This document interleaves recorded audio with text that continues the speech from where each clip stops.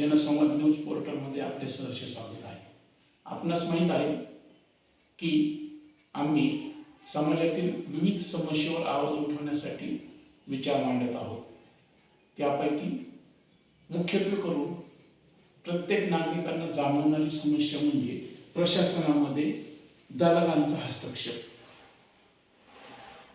मित्रांनो, ग्रामीण भागातील म्हणजे तालुका स्तर, जिल्हा स्तर, नगरपालिका आणि महानगरपालिका या सर्व प्रशासकीय कार्यालयामध्ये दलालांचा आणि राजकीय कार्यकर्त्यांचा वाव जास्त वाढलेला आहे.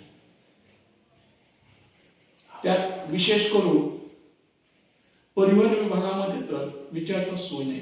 दलालांचा भरणा तर आहेच, त्यात आणखी वाव म्हणून ड्रायव्हिंग स्कूल आणि विविध संघटनेचा हस्तक्षेप वाढलेला आहे.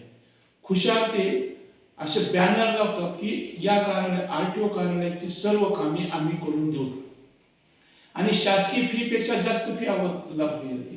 तरी पण याकडे शासनाचे दुर्लक्ष आहे, कारण शासनाला यातून अलेगली मोबदला मिळत आहे असे माझे स्पष्ट मत आहे.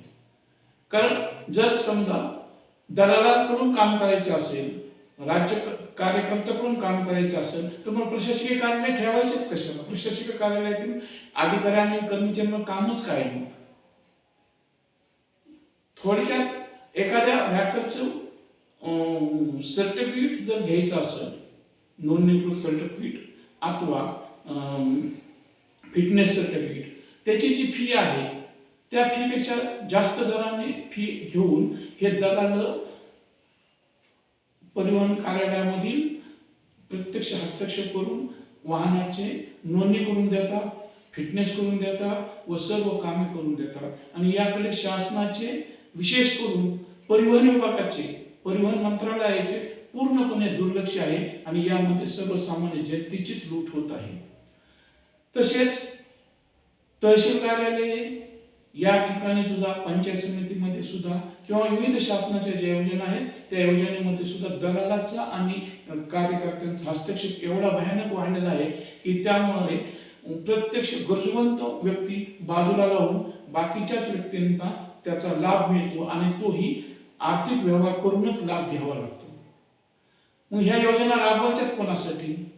प्रत्यक्ष जनतेसाठी, गरजू लोकांसाठी का कार्यकर्त्यांसाठी आणि राजकीय पुढाऱ्यांना आणि अधिकाऱ्यांना घरं भरण्यासाठी? हेच कळत नाही. त्यामुळे प्रत्यक्ष शासनाने, कर्तव्यदक्ष शासन स्वतःला समजतं, तत्पर शासन समजतं, या शासनाने या गोष्टीकडे लक्ष द्यावे असे जनतेतून आवाज उठवला जात आहे. नमस्कार.